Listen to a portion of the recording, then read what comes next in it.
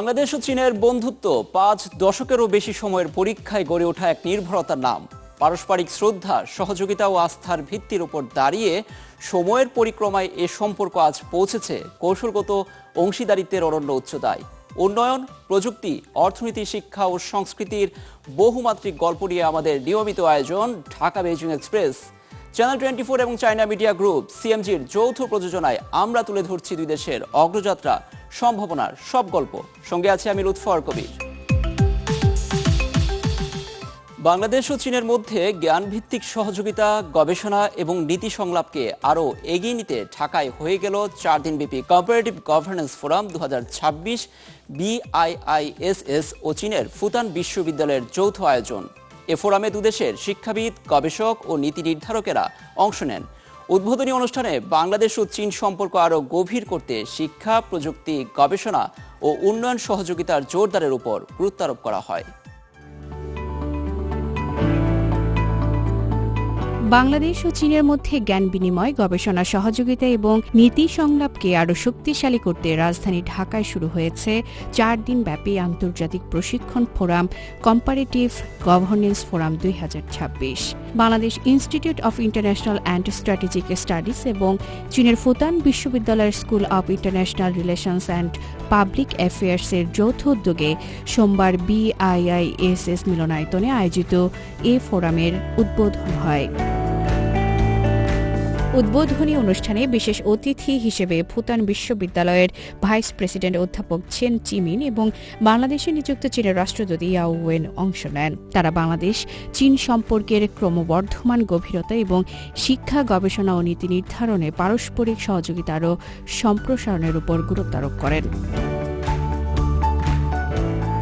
প্রধান অতিথি হিসেবে উপস্থিত ছিলেন প্রধানমন্ত্রীর পররাষ্ট্র মন্ত্রণালয়, দুর্যোগ ব্যবস্থাপনা ও ত্রাণ মন্ত্রণালয় এবং বেসামরিক বিমান পরিবহন ও পর্যটন মন্ত্রণালয়ের উপদেষ্টা হুমায়ুন কবির। অনুষ্ঠানে সভাপতিত্ব করেন BIISS এর মহাপরিচালক মেজর জেনারেল আসম রিদওয়ানুর রহমান। ফুতান বিশ্ববিদ্যালয়ের ভাইস প্রেসিডেন্ট অধ্যাপক চেন চিমিন গবেষণা, উদ্ভাবন এবং পারস্পরিক শিক্ষার ক্ষেত্রে বাংলাদেশে চীন একাডেমিক সহযোগিতার গুরুত্ব তুলে ধরেন। সম্প্রতি বাংলাদেশ ও চীনের শীর্ষ পর্যায়ের বৈঠকে দুই দেশের সম্পর্ককে নতুন উচ্চতায় নেওয়ার যে অঙ্গীকার করা হয়েছে, এই ফোরাম সেই সহযোগিতাকে আরও এগিয়ে নিতে সহায়ক হবে।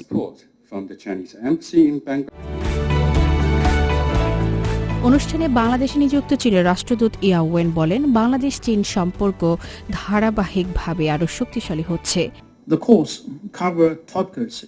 ফোরামের প্রশিক্ষণ কোর্সে চীনের রাষ্ট্র পরিচালনার আধুনিকায়ন, প্রশাসনিক সক্ষমতা বৃদ্ধি, 4টি প্রধান বৈশ্বিক উদ্যোগ, ডিজিটাল গভর্নেন্স, কৃত্রিম বুদ্ধিমত্তা এবং ডিজিটাল অর্থনীতি সহ বিভিন্ন বিষয় অন্তর্ভুক্ত করা হয়েছে। অংশগ্রহণকারীরা মাঠ পর্যায়ের বিভিন্ন উন্নয়ন প্রকল্প পরিদর্শনের সুযোগ পাবেন। প্রধান অতিথির বক্তব্যে বাংলাদেশের প্রধানমন্ত্রীর পররাষ্ট্র বিষয়ক উপদেষ্টা ডক্টর হুমায়ুন কবির বলেছেন, আগামী দিনে বাংলাদেশ চীন সম্পর্ক আরও গভীর ও শক্তিশালী হবে।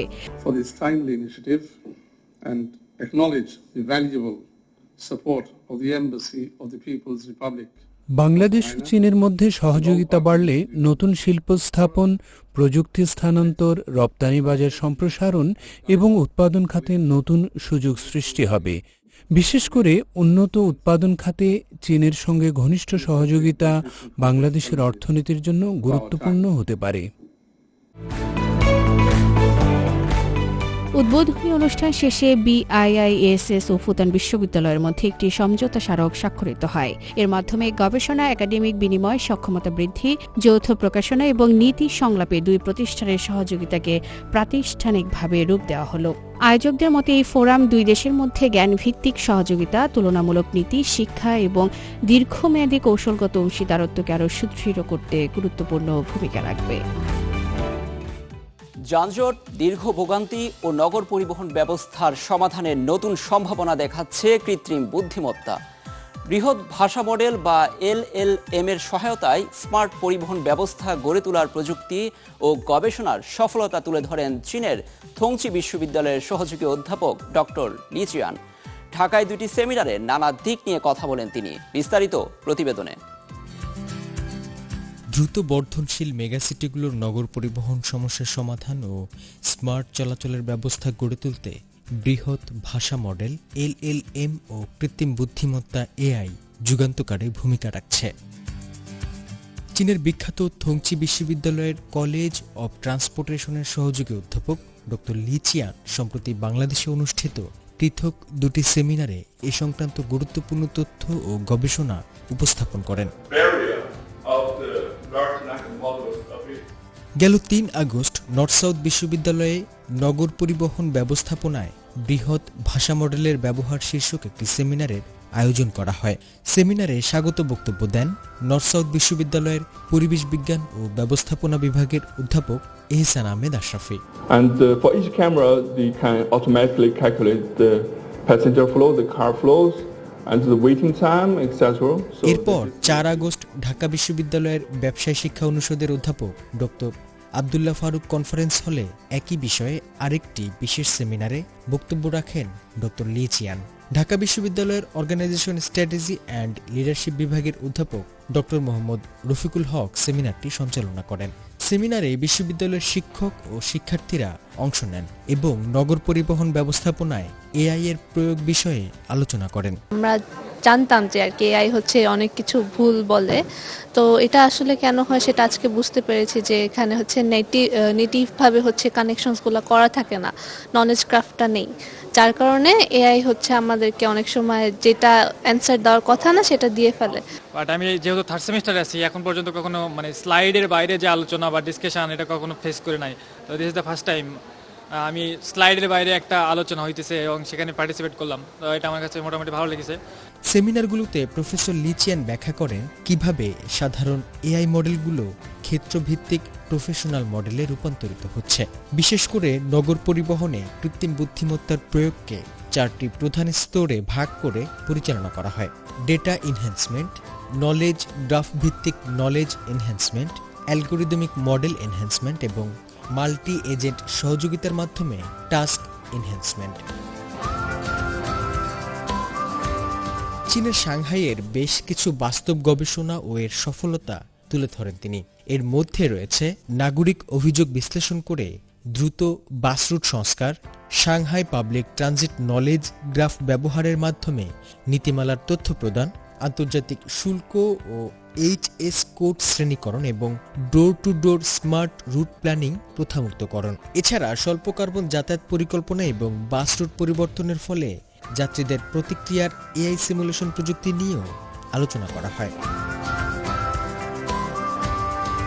প্রফেসর লি জোর দিয়ে বলেন, কেবল তাত্ত্বিক মডেল নয়, বিশ্ববিদ্যালয়, গবেষণা প্রতিষ্ঠান ও শিল্প খাতের যৌথ প্রয়াসের মাধ্যমেই একটি শক্তিশালী open source smart transportation ecosystem গড়ে তোলা সম্ভব। বাংলাদেশের গার্মেন্টস ও টেক্সটাইল খাতের সাপ্লাই চেইন ব্যবস্থাপনায় আন্তর্জাতিক মানের দক্ষতা গড়ে তুলতে আয়োজিত garment tech BD ASCM dictionary contest 2026-এ চ্যাম্পিয়ন হলেন আসাদুজ্জামান খান। এই সাফল্যের সুবাদে তিনি হংকংয়ে আন্তর্জাতিক কেস কম্পিটিশনে বাংলাদেশের প্রতিনিধিত্ব করবেন। প্রতিযোগিতায় দেশের সেরা 7 পেশাজীবীও নির্বাচিত হয়েছেন।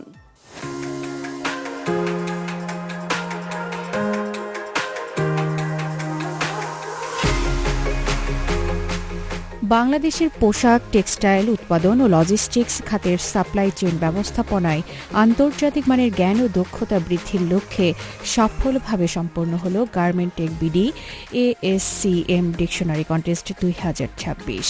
প্রথমবারের মতো আয়োজিত এই জমকালো প্রতিযোগিতায় সেরা হয়ে চ্যাম্পিয়ন হওয়ার গৌরব অর্জন করেছেন লিডার টেক্সটাইল ও ডাইনিং কোম্পানি লিমিটেডের আসাদুজ্জামান খান।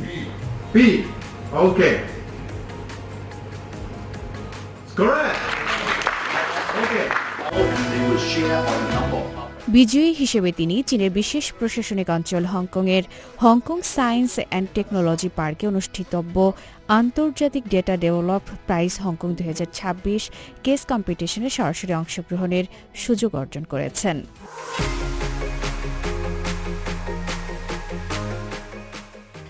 সম্প্রতি গাজীপুরে অনুষ্ঠিত হয় এই প্রতিযোগিতার চূড়ান্ত পর্ব। 3 ধাপে অনুষ্ঠিত এই মেধা লড়াইয়ে প্রথম ধাপের অনলাইন কুইজ হয় গত 4 জুলাই এবং উন্নত কুইজের দ্বিতীয় ধাপ অনুষ্ঠিত হয় 18 জুলাই। দেশসেরা পেশাজীবীদের কঠোর লড়াই ও সরাসরি মূল্যায়নের মধ্য দিয়ে চূড়ান্তভাবে শীর্ষ 7 প্রতিযোগী নির্বাচিত হন। আসাদুজ্জামান সহ সেরা 7-এর তালিকায় আরও আছেন লিজ ফ্যাশন ইন্ডাস্ট্রি লিমিটেডের মিজানুর রহমান সিফাত, স্নোটেক্স গ্রুপের ইমরানুল ইসলাম হৃদয়, আগামী ওয়াশিং লিমিটেডের Mahmudul Hasan, Liz fashion industry লিমিটেডের Sajjatul Karim, Liz fashion industry লিমিটেডের Mir Mohammad Aktarul Alam, NRN knitting and garments লিমিটেডের মোহাম্মদ আরিফুল ইসলাম। এই প্রতিযোগিতায় অসাধারণ সাফল্য অর্জনকারী মেধাবীদের জন্য অপেক্ষা করছে আরও বড় দায়িত্ব। দ্বিতীয় থেকে সপ্তম স্থান অর্জনকারী 6 প্রতিভাবানকে মর্যাদাপূর্ণ বাংলাদেশ কেস কম্পিটিশনের মেন্টর হিসেবে নির্বাচন করা হয়েছে। পাশাপাশি অষ্টম থেকে 55তম স্থান অধিকারীদের মধ্য থেকে নির্বাচিতরা সাব মেন্টর হিসেবে দায়িত্ব পালন করবেন। Academy of garments technology Bangladesh এই প্রতিযোগিতার আয়োজন করে। প্রাথমিক ধাপে এসব প্রতিষ্ঠানের 5500-রও বেশি পেশাজীবী অংশগ্রহণ করেন। পরে কয়েক ধাপের বাছাই শেষে সেরা 55 জনকে নির্বাচিত করা হয়। আমরা যদি আমাদের প্রোডাকশন বা আমাদের অপারেশনে যদি ঠিকমতো অ্যাপ্লিকেবল করতে পারি তাহলে definitely it's a good for organization. এই প্রতিযোগিতা শুধু দক্ষতা যাচাইয়ের একটি প্ল্যাটফর্ম নয়, বরং বাংলাদেশের শিল্প খাতে সাপ্লাই চেইন পেশাজীবীদের জন্য আন্তর্জাতিক মানের জ্ঞান অর্জনের একটি নতুন সুযোগ তৈরি করেছে।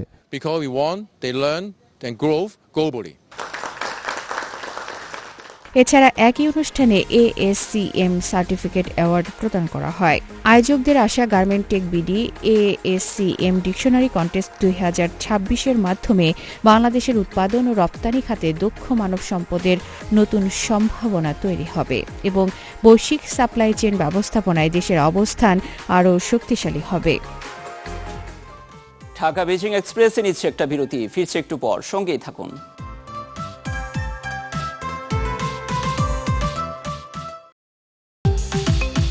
কৃত্রিম বুদ্ধিমত্তা AI এর অগ্রগতির বদলে বদলে যাচ্ছে চশমার ধরন। দৃষ্টিশক্তি স্বাভাবিক রাখার পাশাপাশি AI স্মার্ট গ্লাস এখন হয়ে উঠছে ব্যক্তিগত ডিজিটাল সহকারী।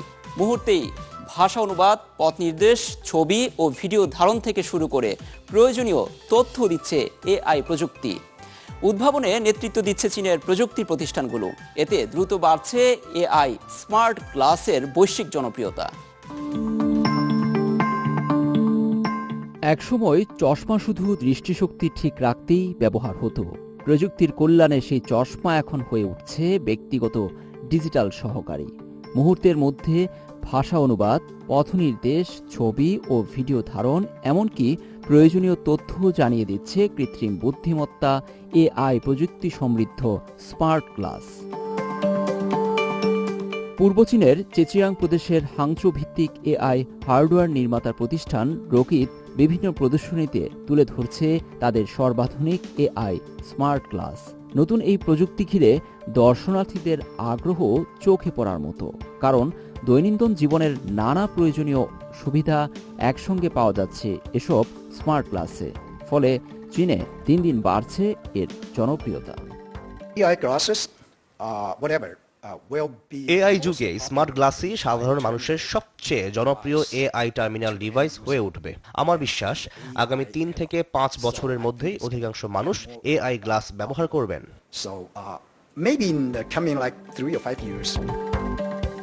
শুধু চীনের বাজারেই নয়, বৈশ্বিক পরিসরেও AI স্মার্ট গ্লাসের বিস্তারে নেতৃত্ব দিচ্ছে চীনের প্রযুক্তি প্রতিষ্ঠানগুলো। বাজার গবেষণা প্রতিষ্ঠান IDCর তথ্য বলছে 2025 সালে চীনে স্মার্ট চশমার চালান পৌঁছেছে 24,60,000 ইউনিটে, যা গেল বছরের তুলনায় 87.1% বেশি। এটি আমাদের সর্বাধুনিক X-Real 1 Pro সিরিজ। পাশাপাশি রয়েছে X-Real 1S। দুটি পণ্যই আমাদের নিজস্ব অপটিক্যাল ইঞ্জিন প্রযুক্তি এবং বিশেষ কম্পিউটিং চিপের সমন্বয়ে তৈরি, যা ব্যবহারকারীদের আরও দারুণ অভিজ্ঞতা দেবে।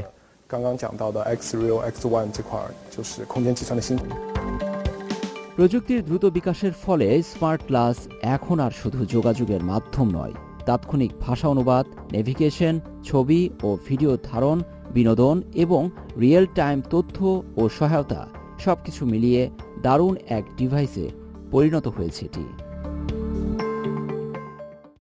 চীনের ইউনান প্রদেশ এখন পর্যটকের কাছে যেন ভূস্বর্গ।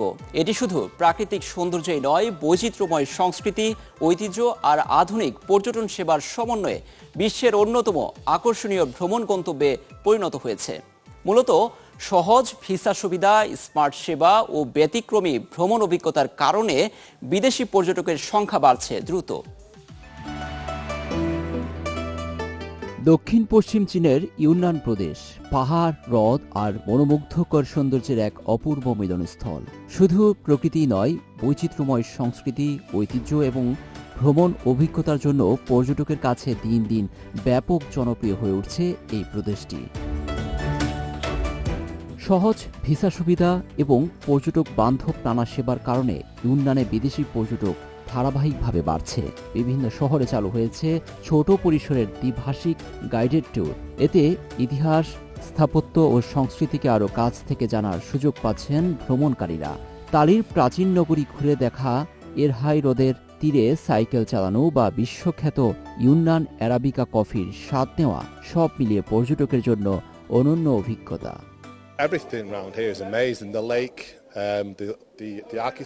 এখানকার সবকিছুই অসাধারণ। হ্রদ, স্থাপত্য, ভবন, পুরনো ঐতিহাসিক স্থান, যেদিকে তাকান মুগ্ধ হতে হয়। আমি এখানে তৃতীয়বার এলাম। এখানকার আবহাওয়া আমাকে বারবার টেনে আনে। ইউনানের প্রাকৃতিক সৌন্দর্য অসাধারণ। কাঠের কাজ বা রেশম শিল্প সম্পর্কে জানলে বোঝা যায় এগুলো শুধু বিক্রির জন্য নয়, বরং এখানকার সংস্কৃতি ও ঐতিহ্যেরই অংশ। অন্যদিকে তিয়ানজিং তিব্বত স্বায়ত্তশাসিত অঞ্চলের শীতল আবহাওয়া, পাহাড়ি প্রকৃতি এবং বিরল সোনালী নাকওয়ালা বানর দেখার সুযোগ প্রকৃতিপ্রেমীদের আকৃষ্ট করছে। আর লিচিয়াং শহরে নাসি জাতিগোষ্ঠী কারিগরদের কাছ থেকে তামার কারুশিল্প শেখা কিংবা প্রাচীন তোংপা লিপিতে নিজের নাম লেখার মতো অভিজ্ঞতাও ভ্রমণ করে তুলছে স্মরণীয়। পর্যটকের জন্য রয়েছে বহুভাষিক ভ্রমণ নির্দেশিকা, স্মার্ট অনুবাদ যন্ত্র, সহজ ডিজিটাল পেমেন্ট ব্যবস্থা এবং উন্নত পরিবহন সুবিধা। পাশাপাশি ভিসামুক্ত ট্রানজিট নীতির সম্প্রসারণ ও সীমান্তে দ্রুত শুল্ক ছাড়ের ফলে ইউনান ভ্রমণ এখন আগের যে কোনো সময়ের তুলনায় আরও সহজ। এবছরের 1 আগস্ট পর্যন্ত ইউনান প্রদেশে বিদেশি পর্যটক প্রবেশ পৌঁছেছে প্রায় 10 লাখে। আন্তর্জাতিক পর্যটনের অন্যতম আকর্ষণীয় গন্তব্য হিসেবে ইউনানের অবস্থান যে আরও শক্তিশালী হচ্ছে, সেই বার্তাই দিচ্ছে এই পরিসংখ্যান। হাজার বছর মাটির নিচে চাপা থাকা ইতিহাসকে ভবিষ্যৎ প্রজন্মের জন্য সংরক্ষণে নতুন পদক্ষেপ নিয়েছে চীন। সিচুয়ান প্রদেশের বিশ্বখ্যাত সাংসিংতুই জাদুঘরে শুরু হয়েছে 600-র বেশি প্রাচীন হাতির দাঁত আধুনিক সংরক্ষণাগারে সরানোর কাজ। কিভাবে উন্নত প্রযুক্তির মাধ্যমে সংরক্ষণ করা হচ্ছে এই অমূল্য প্রত্নসম্পদ, দেখে আসি প্রতিবেদনে। চীনের সিচুয়ান প্রদেশের কুয়াংহান শহরের সানসিংতুই ধ্বংসাবশেষ, যা বিশ্বের অন্যতম গুরুত্বপূর্ণ প্রত্নতাত্ত্বিক আবিষ্কারের একটি। 2020 থেকে 2022 সালে খনন কাজে এখানকার বলিদান কূপ থেকে মিলেছে 600-র বেশি প্রাচীন হাতির দাঁত। গবেষকদের ধারণা, প্রাচীন সুরাজ্যের ধর্মীয় আচার অনুষ্ঠানে মূল্যবান বলিদানের সামগ্রী হিসেবে এগুলো ব্যবহার করা হতো। বছরের পর বছর মাটির নিচে থাকার কারণে হাতির দাঁত সংরক্ষণ করাও বড় চ্যালেঞ্জ। এজন্য 2021 সালে চালু করা হয় বিশেষ শীতলীকৃত সংরক্ষণাগার। সেখানে তাপমাত্রা 5 ডিগ্রি সেলসিয়াস এবং আপেক্ষিক আর্দ্রতা 90% বজায় রাখা হয়। নিয়মিতভাবে হাতির দাঁতের আর্দ্রতা, পরিচ্ছন্নতা এবং অণুজীবের উপস্থিতি পর্যবেক্ষণ করেন বিশেষজ্ঞরা। আমরা নিয়মিত হাতির দাঁতের ওপর রাখা ভেজা টিস্যু পরিবর্তন করি। জীবাণুমুক্ত করার পর এগুলো দাঁতের গায়ে লাগানো হয় এবং আর্দ্রতা ধরে রাখতে প্লাস্টিক দিয়ে ঢেকে দেওয়া হয়। পাশাপাশি প্রতিদিন অণুজীব জনিত ক্ষতির পর্যবেক্ষণ করি আমরা। বিশেষজ্ঞদের মতে সঠিক তাপমাত্রা ও আর্দ্রতা বজায় না রাখলে এসব প্রাচীন হাতির দাঁত দ্রুত নষ্ট হয়ে যেতে পারে। সে শঙ্কা রেখেই এবছর চালু করা হয়েছে আরও বড় ও আধুনিক সংরক্ষণাগার। প্রতিটি হাতির দাঁতের জন্য আলাদা সাপোর্ট তৈরি করে সিলযুক্ত বিশেষ বাক্সে নিরাপদে স্থানান্তর করা হচ্ছে। প্রথম ধাপে বেশ কিছু দাঁত সফলভাবে নেওয়া হয়েছে নতুন সংরক্ষণাগারে। ধুলাবালি জমলে হাতির দাঁতের ওপর সহজেই ছত্রাক জন্মাতে পারে, তাই নতুন সংরক্ষণাগারে এগুলোর পরিচ্ছন্নতা ও দীর্ঘমেয়াদী সংরক্ষণ আরও কার্যকরভাবে নিশ্চিত করা হবে। জাদুঘর কর্তৃপক্ষ আশা করছে বছরের শেষ নাগাদ 3, 4, 7 ও 8 নম্বর বলিদান কূপ থেকে উদ্ধার করা 600-র বেশি হাতির দাঁত নতুন সংরক্ষণাগারে সরিয়ে নেওয়া সম্ভব হবে। এর মাধ্যমে সুসভ্যতার অমূল্য প্রত্নসম্পদ টিকে যেমন থাকবে, তেমনি মানুষ জানবে এর সঠিক ইতিহাস। ঢাকা বেইজিং এক্সপ্রেস আজ এ পর্যন্ত। চীন ও বাংলাদেশের দ্বিপাক্ষিক সম্পর্ক এবং নানা ঘটনা প্রবাহ নিয়ে আবার দেখা হবে পরবর্তী পর্বে, একই দিনে একই সময়ে চ্যানেল 24-এ। সেই পর্যন্ত ভালো থাকুন, সুস্থ থাকুন, শুভরাত্রি।